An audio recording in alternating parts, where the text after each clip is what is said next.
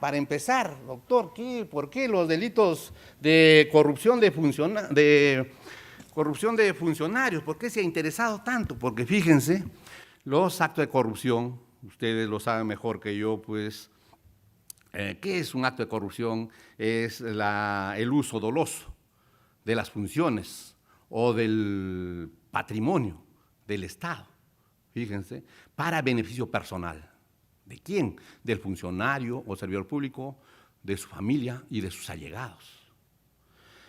Por los actos de corrupción, el sujeto público, es decir, el funcionario o servidor público, deja de lado los altos intereses del Estado. ¿Cuál es? Buscar el bien común. Y, por supuesto, antepone sus apetitos personales, sus preferencias personales. Y, por supuesto, cuando eso sucede, se pone en cuestionamiento la existencia misma del Estado. Por eso empecé por ahí, poniendo como ejemplo, un ejemplo nada más, del Consejo Nacional de la Magistratura, que ya no existe más, ni existirá. Ahora están creando otra institución. Fíjense, ¿cuáles son las consecuencias de los actos de corrupción? También socava en forma gradual el Estado constitucional de derecho. Acuérdense el año 1990. En 1990 había muchos actos de corrupción, fíjense, pero como decía Roy Frey, no se procesaban. Muchos actos de corrupción.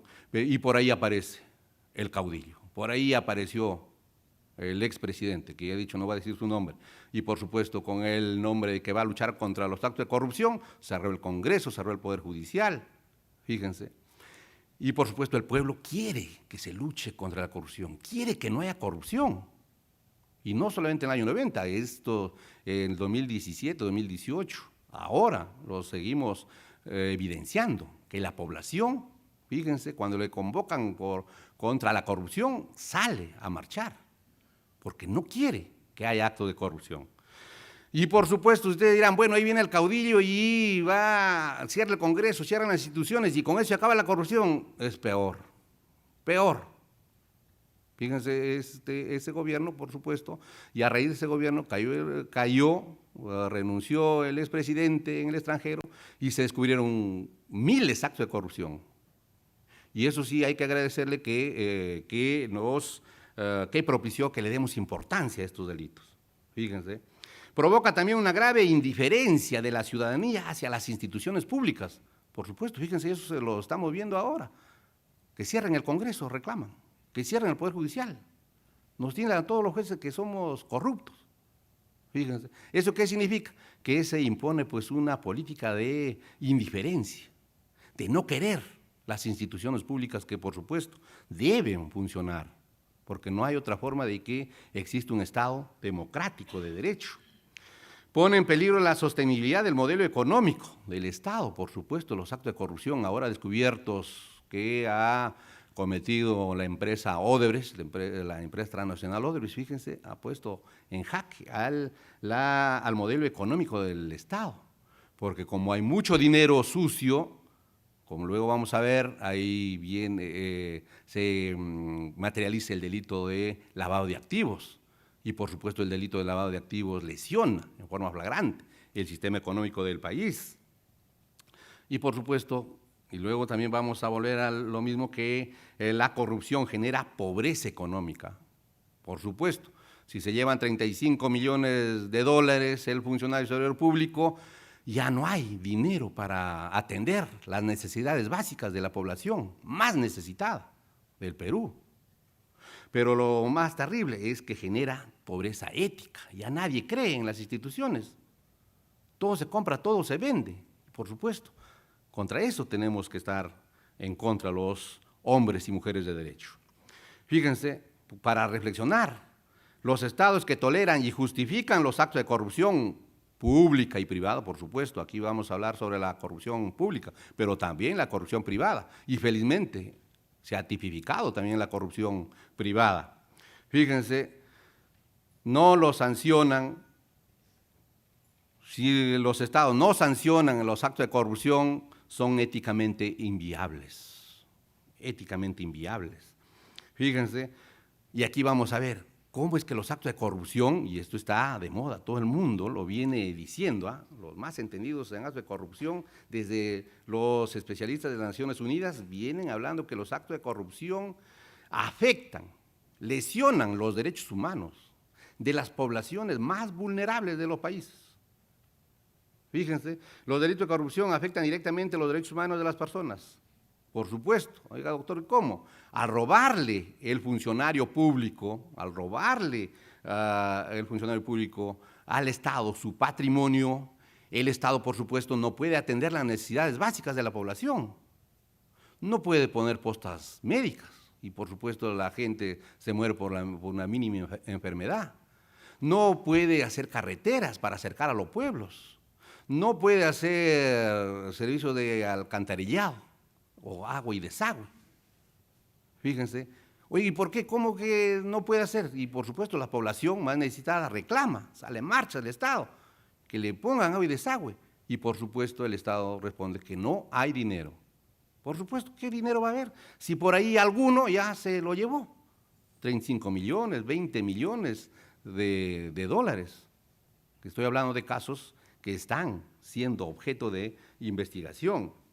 Y por supuesto, si el Estado no puede atender a las poblaciones más necesitadas, esas personas, los peruanos más necesitados, pues se ven vulnerados en sus derechos elementales de tener los servicios básicos, fíjense. Y por supuesto, y esto también no nos han contado y todavía no tenemos que leer libros para ver, oye, eso sucederá. No, los actos de corrupción en el Perú, fíjense, son realizados por medio del crimen organizado. Y el crimen organizado, ya hemos dado una charla el año pasado, es el crimen como empresa. Se organizan como empresa para robarle al Estado, Y por supuesto, esas conductas son más reprochables penalmente. Fíjense, las aspiraciones de la criminalidad organizada, las aspiraciones del crimen como empresa. Primero, infiltrar la economía del país por medio de diversos delitos patrimoniales, pero especialmente por el delito de lavado de activos. Segundo, infiltrarse a la administración pública por medio de la corrupción. Fíjense, pero lo que es peor, buscando que se imponga una política de tolerancia a los actos de corrupción. Hace un momento invoqué lo que dice, no voy a decir el nombre también de un fiscal supremo que dice, esa organización de los cuellos blancos es un invento, nunca existió. Por ejemplo, si eso se generaliza, esa es una política de tolerancia con los actos de corrupción. Otro, un expresidente, no voy a decir su nombre también, que señala, ¿cómo van a estar persiguiendo por ahí a un juez supremo que apenas estaba fanfarroneando? Dice, fíjense. ¿Eso qué es? Que quieren imponer una política de tolerancia con los actos de corrupción. Otros señalan, ¿por qué va a invertir el Estado tanto dinero en los sistemas anticorrupción cuando hay otros temas más importantes? Fíjense, ¿cuál es el mensaje? Que no se sancionen los actos de corrupción, que se los tolere. Fíjense, y esa es la aspiración, no es gratuita, no es aislada, es una aspiración del crimen como empresa. Y por supuesto, otra aspiración es infiltrarse en el sistema penitenciario para deslegitimarlo. Y por supuesto, esto no vayan a pensar que en el Perú nada más ocurre los actos de corrupción, ya ustedes lo saben, leen bastante, ven noticias, esto es un problema mundial, es un problema mundial, al punto que las Naciones Unidas, fíjense, tiene la Convención contra la Corrupción desde el año 2005. Fíjense, las Naciones Unidas incluso etiqueta a los problemas de corrupción como un flagelo mundial. Fíjense lo que dice en su preámbulo, y para que ustedes también entiendan que hay ONGs en el Perú que están denunciando actos de corrupción, y fíjense, y nosotros nos preguntamos, ¿y con respaldo de quién? Y fíjense, las Naciones Unidas, esta convención les da el respaldo, les da el amparo jurídico. Fíjense qué nos dice en su preámbulo nada más. La prevención y control de la corrupción es responsabilidad de todos los estados y en consecuencia estos deben cooperar entre sí con el apoyo, fíjense, y la participación de personas y grupos que no pertenecen al sector público. ¿Quiénes? La sociedad civil, organizaciones no gubernamentales, las famosas ONG, fíjense, y las organizaciones de base comunitaria. ¿Para qué? para que los esfuerzos sean eficaces contra este flagelo mundial. Fíjense lo que dice las Naciones Unidas. Entonces, los actos de corrupción son de todo, ocurren en todos los países, ¿ah? Y más con esto de la empresa Odebrecht, pues ya sabemos que esta empresa transnacional ha corrompido, y no a cualquier funcionario, a los más altos funcionarios de los países en donde ha trabajado. Fíjense, y por supuesto, para ir ya aterrizando, vamos a ver cómo es que, y con eso empecé también, que estos delitos de corrupción de funcionarios que están previstos en nuestro Código Penal, por supuesto, no cualquiera puede ser autor. Según la fórmula legislativa, según el tipo penal, según el artículo del Código Penal, solamente puede ser autor de peculado el funcionario servidor público. Autor de colusión, el funcionario servidor público. De malversación de fondos, el funcionario servidor público. Fíjense, y así puedo citar. Y hay que decir, la mayoría de delitos funcionariales son delitos especiales. Esto es, para ser autor se necesita que sea funcionario o servidor público, el valga la redundancia, autor del acto corrupto. Y digo la mayoría de delitos contra la administración pública porque también en este campo del derecho penal encontramos también delitos comunes. Por ejemplo, el delito de tráfico de influencias, que está en el rubro de delitos contra la administración pública, es un delito común. ¿Por qué? Porque ahí es la fórmula que dice, el qué, invocando influencias. Fíjense. Entonces, cuando habla de el qué, cualquiera puede ser autor. Algunos cohechos también son delitos comunes. Entonces, por eso aquí con propiedad hay que decir que la mayoría de delitos funcionariales son delitos especiales. No podemos decir todos, fíjense. Y por supuesto, como dije al inicio también, aparte de los delitos especiales, tenemos los delitos que yo denomino especialísimos. ¿Cuáles son esos? Que no es suficiente para ser autor, ser funcionario o servidor público. El tipo penal, es decir, la norma penal, exige algo adicional. ¿Cuál es ese algo adicional? La relación funcional que debe tener ese funcionario o servidor público con el objeto del delito. Fíjense. Y entonces, aquí también la pregunta del millón, y donde se generan múltiples errores, ¿ah? Doctor, para saber quién es funcionario y servidor público, ¿a qué ley hay que recurrir? ¿A la Constitución? ¿A la ley laboral? ¿A la ley administrativa? No, señores, para el campo penal la Constitución queda corta, la ley laboral queda cortísima. Entonces, doctor, ¿qué tenemos que hacer para saber quién es autor y quién es cómplice? Simple, recurrir nada más al artículo 425 del Código Penal. El artículo 425. Y no, ¿por qué no, doctora, la Constitución? Fíjense, le voy a leer brevemente el artículo 40 de la Constitución, que todos lo tenemos. Si nosotros aplicáramos este artículo 40 de la Constitución para saber quién es funcionario o servidor público, por supuesto, mucha gente no podría ser procesada por peculado. Muchos funcionarios no podrían ser procesados por colusión. Oye, doctor, ¿y por qué? Fíjense lo que dice la Constitución. La ley regula el ingreso a la carrera administrativa y los derechos, deberes y responsabilidades de los servidores públicos. ¿Qué dicen? No están comprendidos en dicha carrera los funcionarios que desempeñan cargos políticos o de confianza. No están comprendidos en la función pública los trabajadores de las empresas del Estado o de sociedades de economía mixta. Fíjense. Es decir, para el artículo 40 no serían funcionarios o servidores públicos los que desempeñan cargo político, es decir, los congresistas. Los trabajadores de la empresa, los gerentes, por ejemplo, de una empresa de economía mixta. Y por supuesto, esto ha sido objeto de jurisprudencia, felizmente la Corte Suprema sí ha entendido bien. Aquí yo cito una jurisprudencia del año 98, de un caso de Loreto, en donde la Corte Suprema señaló bien que el artículo 40 de la Constitución solamente sirve para efectos laborales, no para efectos penales. Oiga, doctor, ¿y por qué no para efectos penales? Porque para efectos penales tenemos el 425 del Código Penal. Y en el 425 tenemos ahí, fíjense, el inciso 3, y lo voy a leer porque esto es importante, acordarnos siempre. para saber quién es funcionario o servidor público para efectos de la ley penal, así hay que ponerlo, para efectos de la ley penal. Fíjense, será funcionario o servidor público todo aquel que independientemente del régimen laboral en que se encuentre, mantiene vínculo laboral o contractual de cualquier naturaleza, fíjense, puede ser privado o público, con entidades u organismos del Estado y que en virtud de ello ejerce funciones en dichas entidades u organismos. Aquí ya no interesa cuál es la relación laboral, qué tipo de contrato tiene, privado o público.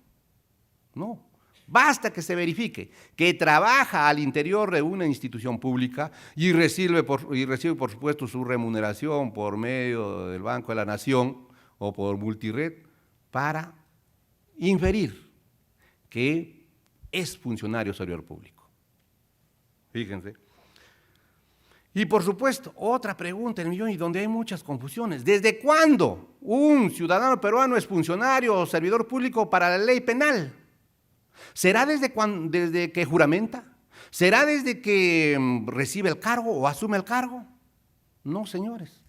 Para esto ya las Naciones Unidas, pero mucho antes de las Naciones Unidas, la Convención Interamericana contra la Corrupción ya había determinado. Fíjense, y este concepto de funcionario público, por supuesto, la Convención de las Naciones Unidas contra la Corrupción lo ha recogido. Fíjense qué dice. Para esta convención se considera funcionario público toda persona que ocupe un cargo legislativo, ejecutivo, administrativo o judicial de un Estado parte, ya sea designado o elegido, permanente o temporal, remunerado, fíjense, u honorario, sea cual sea la antigüedad de esa persona en el cargo. Fíjense, ¿desde cuándo será entonces? Desde que es elegido, desde que es nombrado. No cuando juramenta, cuidado, no cuando asume el cargo.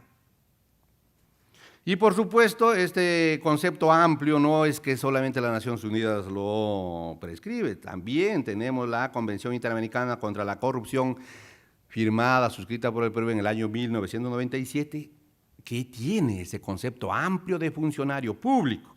Y por supuesto, doctor, esas leyes son aplicables a nuestro Perú, esas convenciones, por supuesto, si aplicamos el artículo 55 de la Constitución, tenemos que concluir que esas convenciones son ley interna. Pero por supuesto, el tiempo me va a ganar porque incluso les contaría cómo es que se dio esta ley 30.124, pero no hay tiempo. Fíjense, aparte de las convenciones, en el Perú tenemos la ley 30.124 de diciembre del 2013, que modificó el artículo 425 y recogió este concepto amplio de funcionario o servidor público. Y ahí modificó el inciso 6 del 425 y fíjense que dispuso. Se prevé que son funcionarios o servidores públicos los designados, elegidos o proclamados por autoridad competente para desempeñar actividades o funciones en nombre o al servicio del Estado o sus entidades. Fíjense, ¿dónde está eso que tiene que juramentar? ¿Dónde está eso que tiene que asumir el cargo? Fíjense un caso, el primer caso de Vladivideo, para que ustedes me entiendan qué les quiero decir. El primer caso es a consecuencia del primer Vladivideo, donde se ve allí a Montesinos con un congresista, Curi Bumachar, donde Montesinos le entrega dinero para que Curi Bumachar se pase a su partido político. Y por supuesto, se le procesa, la policía, fíjense, utilizando bastante sentido común, hace la investigación y hace su famoso atestado y concluye que Montesinos y Curi Bumachar serían autores de peculado. Y por supuesto lo derivan al fiscal de la Nación. Era un congresista, el fiscal de la Nación, en esa época al joven tenía que ver si acusa o no acusa. Y por supuesto, antes de acusar, tenía que escuchar a los abogados. Y ahí siempre los acusados por acto de corrupción siempre tienen buenos abogados. Y aquí deben haber varios buenos abogados. Y por supuesto el buen abogado va ante el fiscal de la Nación y alega, oiga señor, ¿cómo a mi patrocinado Curi Bumachar le va a procesar por peculado? Si él al tiempo de los hechos no era funcionario o servidor público. Porque recordará, señor fiscal, le decía que, si bien es cierto, mi patrocinado fue elegido en abril, todavía iba a juramentar en julio, el 28 de julio, porque eso es a costumbre si no lo perdemos en el Perú. Y los hechos que se veía, donde se veía a su patrocinado recibiendo dinero, había ocurrido en mayo. Es decir, todavía no había juramentado.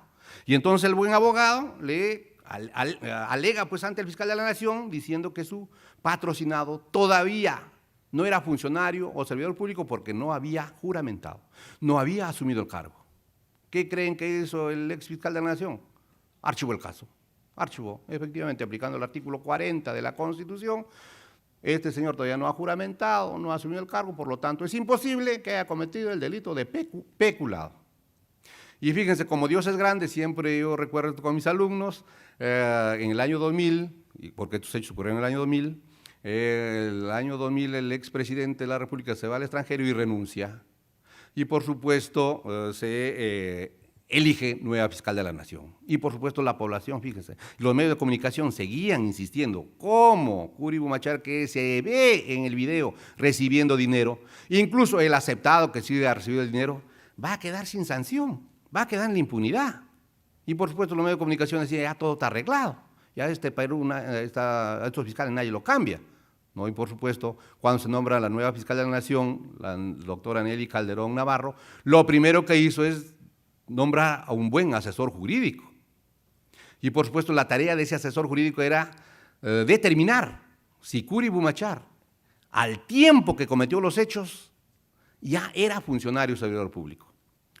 Cuenta ese funcionario que eso lo supo al día siguiente nada más, pero como para hacerlo larga, ya un mes se tomó para decirle a la fiscal de la Nación, señora, este señor es funcionario servidor público.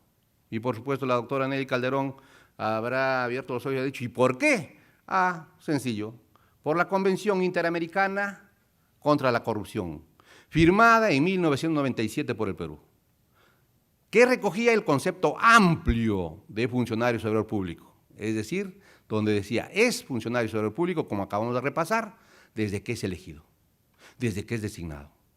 Y Curi Bumachar ya ha sido elegido en abril, el hecho lo ha cometido en mayo, es funcionario servidor público. Y por supuesto la doctora Nelly Calderón Navarro acusó, se ha procesado ese caso, ya se ha sentenciado, al final lo sentenciaron a 8 años, ya ha cumplido su pena Curi Bumachar y ese precedente, fíjense, ha quedado inamovible. Y por supuesto fueron al Tribunal Constitucional también, al Tribunal Constitucional a cuestionar por habeas corpus, también el Tribunal Constitucional dijo que sí, efectivamente cogiendo estos conceptos de la Convención contra la Corrupción, la Convención Interamericana contra la Corrupción, por supuesto es funcionario público. Fíjense, entonces esto hay que tenerlo claro, ya para el efecto de la ley penal, ya el abogado, bueno, puede alegar y de repente por ahí encuentra un juez descuidado, un fiscal descuidado, pero la mayoría de jueces y fiscales ya estamos alerta, eso no es argumento ya para archivar. Tenemos que utilizar este concepto amplio de funcionario o servidor público. Bueno, y doctor, ¿y cuándo vamos a llegar a la autoría y participación? Y aquí llegamos, aquí llegamos.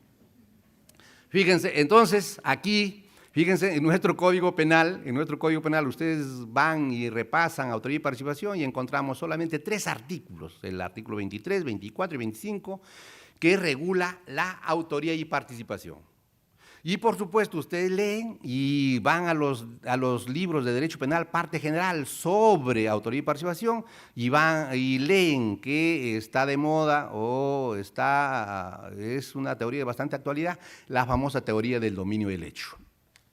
Sistematizada, no voy a decir creada, sino sistematizada por el maestro Klaus Roxin, alemán, un dogmático penal vivo todavía. Podemos todavía darnos la dicha de poner en Google y poner Roxin y salen ahí sus últimas conferencias. Es decir, no es necesario todavía ir a Alemania para conocer y escuchar las teorías de Klaus Roxin.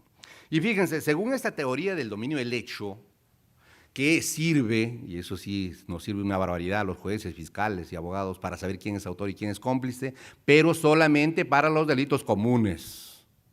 El homicidio, las violaciones, el tráfico ilícito de drogas, el lavado de activos. Y la teoría del dominio del hecho nos sirve una barbaridad. Fíjense qué dice, así vamos a repasar en forma breve, a ver qué dice esta teoría. para que ustedes se den cuenta fácilmente si es factible aplicarlo para los delitos funcionariales. Fíjense, según esta teoría, es autor aquel que realiza por propia mano o por medio de otro todos los elementos objetivos y subjetivos del delito de que se trate. Es decir, es autor aquel que tiene el dominio del hecho, de ahí el nombre de esa teoría. O otros dicen, es autor aquel que tiene las riendas del acontecimiento delictivo. Fíjense. Y por supuesto, en la teoría del dominio del hecho se acepta, se admite la coautoría y se han hecho libros y tesis sobre la coautoría. Es coautor aquel que comete conjuntamente con otro el delito, fíjense. Y por supuesto ya la Corte Suprema ha establecido que debe concurrir 3 requisitos para verificar si estamos ante una coautoría, pero siempre desde la perspectiva de la teoría del dominio del hecho. Decisión común, aporte esencial y tomar parte, fíjense, en la fase ejecutiva del delito. ¿Qué más acepta la teoría del dominio del hecho? La participación, acepta la participación primaria y secundaria. Acepta también la instigación, incluso en nuestro Código Penal tenemos el artículo 24, donde se regula esta institución. ¿Cuándo se da la instigación? Cuando el agente dolosamente determina a otro a cometer un delito. Es decir, el otro estaba tranquilo, ni se imaginaba, ni pensaba cometer un homicidio, pero alguien viene y le dice, señor, ¿quiere ganar $50,000? Sí, dice, ¿a quién hay que matar? A Juan. Desde ahí recién nace la voluntad criminal, fíjense. Entonces, ¿por qué ha nacido la voluntad criminal? Porque otro le ha instigado. Fíjense. Y entonces, según así, a grandes rasgos nada más, porque no hay mucho tiempo, según esta teoría, fíjense, es autor aquel que tiene la rienda del acontecimiento delictivo y cómplice aquel que le ayuda, que colabora con él. Si aplicamos esta teoría en los delitos funcionariales, a ver, fíjense, ¿cómo responderíamos a estas preguntas? A ver, para hacer un ejercicio rápido. Fíjense, ¿qué calidad tendrá el particular que con su propia mano, un extraño, uno que no trabaja para la administración pública, que con su propia mano sustrae los fondos públicos contando con la complicidad del funcionario? Según la teoría del dominio del hecho, ¿qué será? Es extraño. Autor, porque tiene las riendas del acontecimiento. ¿Y el funcionario? Cómplice. Fíjense. Otro, ¿qué calidad tendrán los particulares que participan junto a un funcionario público en la sustracción del patrimonio del Estado? Fíjense. Según la teoría del dominio del hecho, coautor. Coautor. Otra pregunta, ¿qué calidad tendrá el funcionario o servidor público que ayuda al particular en la sustracción de los fondos públicos? Cómplice. Según la teoría del dominio del hecho, será cómplice. Y fíjense, ya hablando de colusión, ¿qué calidad tendrá el particular que se colude con el funcionario para defraudar al Estado? Según la teoría del dominio del hecho, será coautor. Será coautor. ¿No es que están cometiendo conjuntamente la defraudación al Estado? La cuestión es, ¿será razonable y correcto decir que un extraño a la administración pública puede ser autor del delito de peculado? ¿Puede ser autor del delito de colusión? Me van a decir, por supuesto, por ahí, no. Y por supuesto la pregunta es, ¿quién se opone? ¿Quién se opone? ¿Ramiro Salinas? ¿Quién se opone? ¿La teoría de infracción de deber de Roxin? No. Nosotros no nos oponemos, nosotros quisiéramos yo como juez, por ejemplo, para facilitarme las cosas diría que sí, así es, pero no se puede. ¿Por qué? Porque el principio de legalidad se opone, se resiente, no quiere, cierra todas sus puertas y dice, imposible. ¿Cómo es eso el principio de legalidad? Porque en las fórmulas legislativas, como por ejemplo el 387, se regula, se establece que solamente habrá peculado si el funcionario o servidor público sustrae el fondo público o utiliza en su beneficio el fondo público. Fíjense. Entonces, por el principio de legalidad,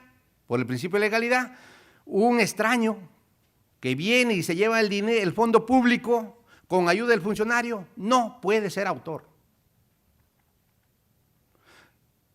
¿Y entonces, doctor? ¿Qué es?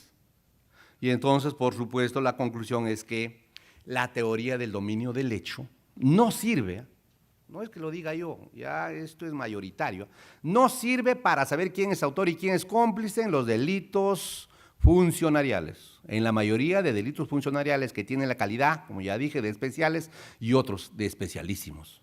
No sirve. Por más, pero doctor, si yo he hecho una tesis sobre el dominio del hecho, ¿cómo no va a servir?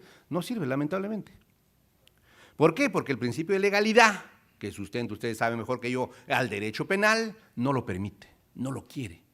Y entonces, doctor, ¿qué hacemos? Y por supuesto, esta teoría del dominio del hecho fue sistematizada y se ha hecho bastante propaganda por el profesor Claudio Roxin. Y seguramente, no he estado ahí, y ni me han contado, pero me imagino que cuando la sustentó en la Universidad de Bonn, le preguntaron, oiga, maestro, sí, pues, su teoría del dominio del hecho sí es factible para los delitos comunes, pero para los delitos especiales, ¿qué creen que habrá dicho Roxin? No se preocupen, muchachos, aquí tienen mi otra teoría, Y por supuesto, fíjense, lo etiquetó como teoría de los delitos de infracción de deber.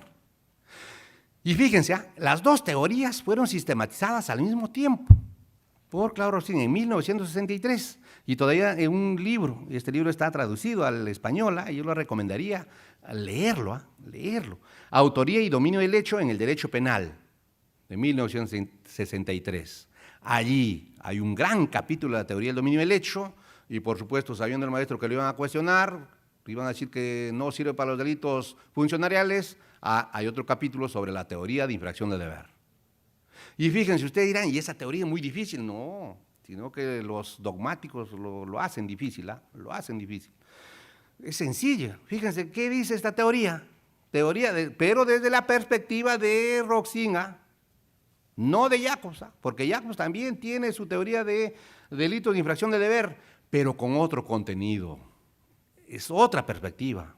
También el profesor Bert Schunemann también se ha dedicado a este campo y él ya no habla de delitos de infracción de deber, sino de delitos especiales de garantes, con otro contenido. Fíjense, aquí el tiempo no nos va a alcanzar porque y me comprometo a dar otra conferencia para hablar sobre Jacobs y Schunemann, que tienen otra perspectiva, pero que lamentablemente algunos descuidados, no de esta sala, sino de los que no vienen a las conferencias, aplican la teoría de la infracción del deber de Jacobs. Y por supuesto las conclusiones son distintas, diferentes, y por supuesto yo siempre digo, genera impunidad. Fíjense, entonces, por ejemplo, el doctor Willenstein, que bueno, aunque se entere, que felizmente ya no está en la Corte Suprema, cogía mucho, se basaba mucho en Jacobs, y por supuesto sus resoluciones que dio antes que se jubile, pues es lamentable. Yo siempre lo tomo como ejemplo, pero para demostrar que está mal, que eso no puede suceder en el país, donde queremos materializar una justicia penal razonable y predecible. Fíjense, pero lo vamos a dejar a Jacobs y a Schunemann para otra oportunidad, si no, nos vamos a dedicar a ver qué dice Roxin en su teoría. Pero por supuesto, aquí sustento la teoría de Roxin, pero modificada. No es que voy a seguir a pie juntillas lo que dice el maestro, no, siempre tenemos que ver que de otros teóricos también se puede sacar algunos aspectos que sirven para consolidar la teoría de infracción de deber. Fíjense, según esta teoría, ¿quién es autor?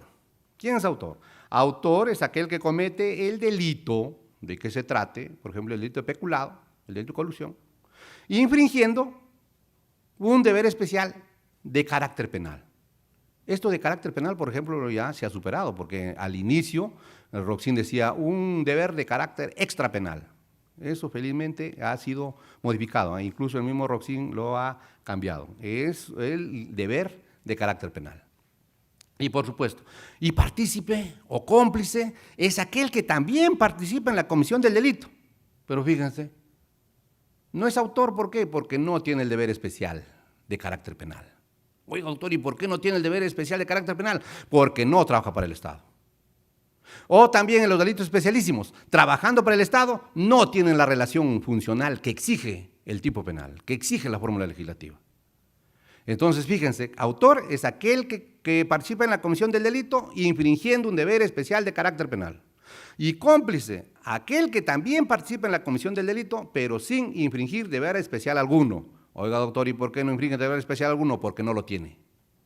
No lo tiene. No trabaja para el Estado. O, trabajando para el Estado, no tiene la relación funcional que exige la norma penal. Fíjense. Aquí, en esta teoría, no importa el dominio del hecho, no importa quién dominó el hecho. Aquí es irrelevante el dominio del hecho. La figura central del evento delictivo en el que intervienen varias personas será quien lesione el deber de carácter penal. Y de esa forma contribuye, por supuesto, al resultado por acción u omisión. Fíjense, lo que importa aquí es la infracción del deber. Y esta teoría, por supuesto, no sé a ustedes, pero a mí me sirve una barbaridad. Me sirve una barbaridad para resolver los casos penales en forma plausible, en forma razonable. No es que tengamos la verdad, no es que sea la verdad lo que estamos diciendo, sino que es razonable. Se acerca al principio de justicia, nos ayuda a los fiscales, jueces a hacer justicia, es decir, hacer nuestra labor. A los buenos abogados también a ganar casos, por supuesto. Fíjense, entonces con estas teorías, con estos conceptos, fíjense, volvemos a las preguntas. Volvemos a las preguntas, fíjense cómo contestamos. Y por supuesto aquí ya el principio de legalidad no se resiente, el principio de legalidad ya sonríe. Fíjense, entonces las preguntas, ¿qué calidad tendrá el particular que con su propia mano sustrae los fondos públicos contando con la colaboración del funcionario público? Según la teoría de infracción de deber, cómplice. ¿Cómo, doctor? Pero si él ha dominado. Sí, pues es irrelevante el dominio del hecho. Él se ha llevado el dinero, se ha cometido el peculado, pero solamente es cómplice porque no ha infringido deber especial alguno. Doctor, ¿y ese funcionario que le ayudó, ese funcionario encargado de administrar el fondo público que le ayudó al extraño? Autor. Doctor, ¿por qué si solo le ayudó? Aquí es irrelevante el dominio del hecho, ¿eh? Aquí lo más importante es participó también en la sustracción, ayudando, pongamos así, pero infringiendo su deber especial de carácter penal. ¿Qué deber especial? Deber de no lesionar el patrimonio del Estado. Esos deberes que se constituyen en bienes jurídicos protegidos. Principio de no lesionar el patrimonio del Estado. Fíjense. Y entonces la siguiente pregunta, ¿qué calidad tendrían los particulares que participan junto a un funcionario público en la sustracción del fondo público? Y hemos dicho, si aplicamos la teoría de dominio del hecho, coautor. Pero si aplicamos la teoría de infracción de deber desde la perspectiva de Roxin, cómplice. ¿Cómo va a ser cómplice, doctor, si los dos, uno se llevó $500,000 y el otro $500,000 y los dos han salido por la puerta al mismo tiempo? Cómplice nada más. Oye, ¿por qué? Porque efectivamente ha participado en el peculado, pero no ha infringido deber especial alguno, porque no lo tiene, no trabaja para el Estado, no tiene el deber de custodiar. En cambio, el funcionario sí es autor. ¿Por qué es autor? Porque ha participado en la comisión del delito con un plus. ¿Cuál es el plus? Infringiendo un deber especial de carácter penal. ¿Cuál es ese deber especial que se convierte al final en bien jurídico protegido? El principio de no lesionar el patrimonio del Estado, que lo tenemos todos los funcionarios públicos. Y otra pregunta, ¿qué calidad tendrá el funcionario o servidor público que ayuda al particular en la sustracción de los fondos públicos? Autor, aquí es irrelevante cuál fue su colaboración. Lo más importante es que propició la comisión del delito, por lo tanto ha infringido su deber especial de carácter penal. Y por supuesto, en el delito de colusión, ¿qué calidad tendrá el particular que se colude con el funcionario público para defraudar al Estado? Ahí sí hemos avanzado una barbaridad, porque ya todos sabemos que es cómplice. Es cómplice. ¿Y por qué es cómplice, doctor? Si es un delito de encuentro, todavía algunos me cuestionan, es un delito de encuentro. Sin la participación del particular no hubiese sido posible la comisión del delito. Sí, pues, pero es cómplice nada más. ¿Por qué? Porque ha cometido el delito de colusión, por supuesto, pero sin infringir su deber especial. En cambio, el funcionario ha cometido también el delito, infringiendo su deber especial. Fíjense la diferencia entre autor y cómplice, nada más es quién infringe su deber especial de carácter penal. Uno lo infringe, es autor, y el otro no lo infringe porque no lo tiene, simplemente cómplice nada más. Fíjense. Y entonces, yo no sé, pero creo que es más razonable sostener esta teoría. Fíjense. Y por supuesto, doctor, un funcionario público ha ordenado a un particular que él se lleve el dinero. Él solito se lleva el dinero. El funcionario solamente ha estado en su escritorio y le ha dicho a tal hora en tales circunstancias, la tesorería está con la puerta abierta. No, el tesorero se va a almorzar y se demora. Todo su personal también sale a almorzar. Y yo he verificado que la puerta siempre queda abierta. Así que vas a ir a esa hora y te llevas el 1.000.000 de soles y luego, por supuesto, me entregas. Y por supuesto, ¿qué será? Si aplicamos la teoría del dominio del hecho, ¿qué habrá ahí? ¿Qué habrá? Autoría mediata. Dicen, el funcionario ha actuado por medio de otro, entonces ahí, aplicando nuestro Código Penal, es autor mediato. Pero eso es desde el punto de vista de la teoría del dominio del hecho. Cuando aplicamos la teoría de infracción de deber, insisto, desde la perspectiva de Roxin, aun cuando el maestro inicialmente alegó que había autoría mediata, luego, después, ya no podemos aceptar esa posición o esa postura. ¿Por qué? Porque si el funcionario ordena que un particular u otro funcionario se lleve el dinero, este funcionario está actuando como autor directo. Oiga, doctor, ¿por qué como autor directo? Porque al ordenar y el otro está cometiendo delito, se está contribuyendo a la comisión del delito. Lo más importante, infringiendo su deber especial de carácter penal y personal, fíjense. Entonces, por eso se dice que en esta teoría de infracción del deber no se acepta la autoría mediata, porque así el otro vaya a cometer el delito, ese funcionario que ha dispuesto, ha ordenado o así ha planificado, ya está infringiendo su deber especial de carácter penal, fíjense. Entonces, no hay autoría mediata. Y por supuesto aquí también sustentamos, y esto es genial, la teoría de infracción de deber desde la perspectiva de Roxin, insisto, porque un ponente trajimos el año pasado, de alemán y todo, nos explicó la teoría de infracción del deber y yo creo que cometí un error, le dije, oiga doctor, ¿y desde qué perspectiva nos está explicando esta teoría de infracción del deber? Y no sabía a qué me refería. Y entonces digo, ¿desde la perspectiva de Roxin o de Jacobs? ¿Saben lo que me respondió? ¿Que no es lo mismo? Yo consideraba que era lo mismo, me dijo, ¿qué cosa? Y por supuesto agarré mis cosas y me fui porque me iba a confundir más, No es lo mismo, por eso yo insisto, desde la perspectiva de Roxin, Jacobs tiene otra perspectiva muy diferente, muy diferente. Fíjense, entonces también sustentamos esta teoría de infracción de deber desde la perspectiva de Roxin porque es más razonable. ¿Y por qué es más razonable? Porque sustenta el principio de unidad del título de imputación. ¿Esto qué significa? Que todos los que participan en la comisión de un peculado, por ejemplo, todos responden por ese peculado, ya sea unos como autores, otros como cómplices. Fíjense. Y por supuesto, y lo que se contrapone a esa teoría es la teoría de la ruptura del título de imputación, sustentada por los jacobsianos, que dicen solamente, fíjense, nada más voy a decir eso, ¿qué dicen los jacobsianos? Solamente los delitos funcionariales, por los delitos funcionariales pueden responder los funcionarios o servidores públicos, ya sea como autores o cómplices, dicen. Oiga, doctor Jacobs, pero ha participado un extraño, uno que no trabaja para el Estado.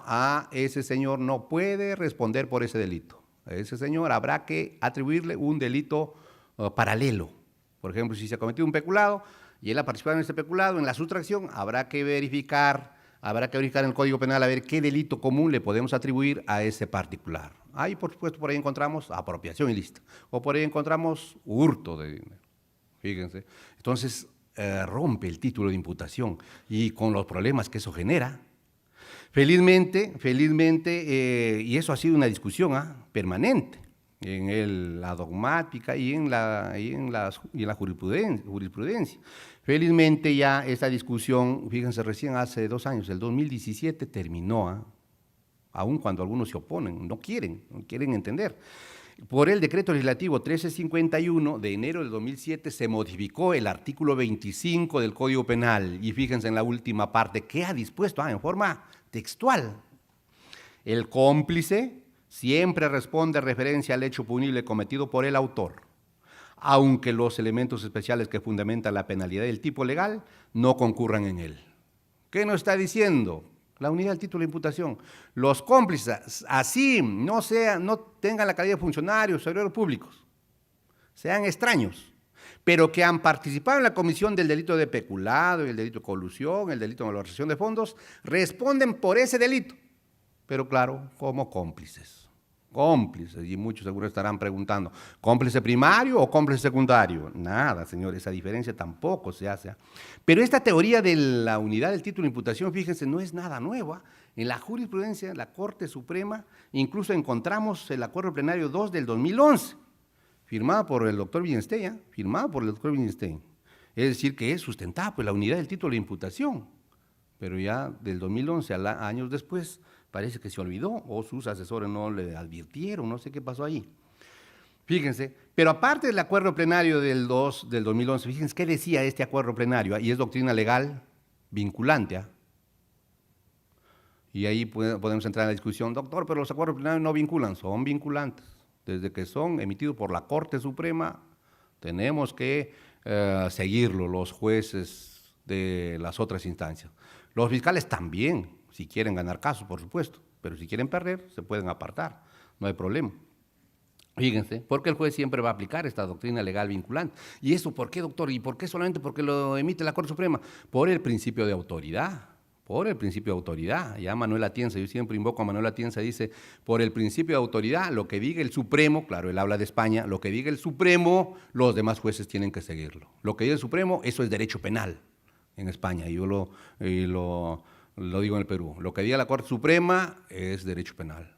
Por supuesto, hay errores y hay que mejorarlo, pero la idea es que los errores sean lo menos posible. Fíjense, pero aparte de ese acuerdo plenario tenemos otros precedentes donde se decía que la participación del extranjero a título de complicidad en los delitos especiales está dada por el título de la imputación. Fíjense, otro, en el año 2004. Fíjense, otro, no hay coautoría también aquí en la teoría de infracción de deber. Y por supuesto en la universidad muchos me cuestionan, doctor, pero ¿cómo no va a haber coautoría si yo he hecho una tesis sobre ese tema? Sí, pues, pero lo has hecho desde el punto de vista de la teoría del dominio del hecho, y ahí calza perfecto. Incluso está previsto en los códigos penales. Pero en cuestión de la teoría de infracción de deber, no admite la coautoría. Oiga, doctor, ¿y por qué? Y por supuesto, al inicio también Roxin, al inicio estoy hablando del año 1963, también decía que es posible la coautoría, pero años después se ha modificado, y los roxinianos en eso sí han avanzado bastante, que han modificado muchas posturas del maestro, las posturas iniciales. El que dicen, y hasta el mismo Roxin lo reconoce, Bert Schunemann es su discípulo predilecto y lo está superando. Y entonces, por ejemplo, esto de la coautoría, si bien es cierto, Roxin en el libro de 1963 lo sustenta, años después, ahora ya no es posible. Oiga, ¿y por qué no es posible? Porque se han dado cuenta, o nos hemos dado cuenta, que aquí como se trata de infracción de deberes o principios, y los bienes jurídicos se traducen en deberes o principios, fíjense, estos deberes o principios son personales, personalísimos. Los deberes y principios no se pueden compartir. Fíjense, en las instituciones públicas siempre hay el titular del pliego y el tesorero, o el gerente de economía, bueno, tiene diversos nombres. Y por supuesto, los dos tienen el deber de custodiar, el deber de administrar los fondos públicos. Y entonces, pongamos, los dos se han puesto de acuerdo para llevarse 1 millón de soles y se lo llevan. Y cuando vamos a verificar, aplicando la teoría del dominio del hecho, ¿estos señores responderán como coautores o solamente como autores? Y para eso el intérprete va a decir, a ver, vamos a ver, usted, ¿cuál era su función? Administrar. Ya, ¿y qué hizo? Infringiendo ese deber de administrar, se llevó el dinero. ¿Y usted qué hizo? ¿Cuál es su función? Administrar el dinero. Infringiendo ese deber de administrar, se llevó el dinero. Fíjense, esos deberes de administrar, o el deber de no lesionar el patrimonio del Estado, es personal de cada funcionario servidor público. Y entonces, si cada funcionario servidor público participa en la comisión de un delito funcionarial, lo hace a título de autor nada más, no en coautoría, sino de autor nada más. No, doctor, pero se han puesto de acuerdo. Nada, eso es irrelevante. Acuérdense, el dominio del hecho no sirve, es irrelevante. Aquí lo importante es si infringió o no infringió el deber. Y si lo infringió, lo hizo a título personal. No puede haber, yo siempre pongo este ejemplo en la universidad, no puede haber que el gerente de economía con el titular del pliego diga, bueno, vamos a poner de acuerdo para infringir este deber de no lesionar el patrimonio del Estado, tú vas a lesionar esta partecita y yo la otra partecita, ¿ya? Es imposible, ni siquiera mentalmente lo podemos representar. Ambos, al llevarse el dinero, están infringiendo su deber especial, personal, de no lesionar el patrimonio del Estado. Fíjense. Y por supuesto ahí podemos invocar a Sánchez Vera, a los jacobsianos, fíjense, Sánchez Vera, y Carollón, mi amigo, el doctor José Antonio Carollón. Fíjense qué dice él para que ustedes entiendan esto. En el delito de infracción de deber, el deber compete solo a su portador, es decir, es personal, y la infracción del deber no depende de cuánto el actuante domine o organice una situación típica. El obligado especial en el delito de infracción de deber ha nacido para ser autor único o directo, y no coautor, ni autor mediato, mucho menos partícipe. Fíjense. No, doctor, pero ¿y entonces mi libro de dominio, mi libro de autoría y participación que he efectuado? Claro, si lo has hecho haciendo estas aclaraciones está bien, pero si has hecho solamente siguiendo la teoría del dominio del hecho y has tratado de introducirlo a los delitos funcionariales, está totalmente errado, totalmente errado. Fíjense, ya hay precedentes, y no vamos por el tiempo, ya no voy a leer los precedentes cuestionables. ¿Por qué? Porque la Corte Suprema, fíjense, aquí habla de delitos especiales. Y ahora actualmente ya están reconociendo delitos de infracción de deber al peculado, a la colusión, a la malversación de fondos. Pero cuando van a la autoría y participación, siguen hablando de coautores, siguen hablando de complicidad primaria y complicidad secundaria. ¿Eso qué significa? En los delitos de infracción de deber, que son los funcionariales, están aplicando la teoría del dominio del hecho.